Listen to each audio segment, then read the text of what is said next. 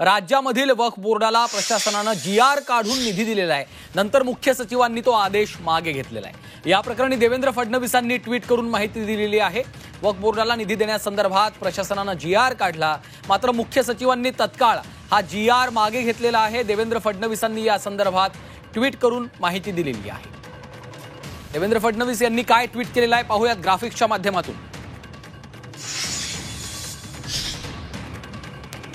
देवेंद्र फडणवीस यांनी केलेलं ट्विट आपण पाहतोय। राज्यात काळजीवाहू सरकार असताना वक्फ बोर्डाला निधी देण्यासंदर्भात प्रशासनानं GR काढणं योग्य नसल्याने मुख्य सचिवांनी आदेश मागे घेतला। राज्यात नवीन सरकार येताच याचं औचित्य आणि नियमाधीनतेची चौकशी केली जाईल, असं देखील फडणवीसांनी आपल्या ट्विटमध्ये म्हटलेलं आहे।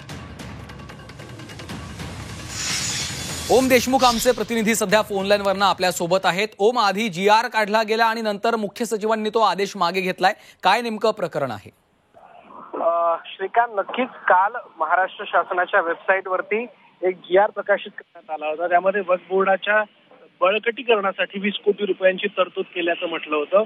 मात्र यावरून कुठेतरी विरोधकांकडनं आरोप प्रत्यारोप सुरू झाल्यानंतर शासनाच्या वतीनं हे ट्विट करण्यात आलंय।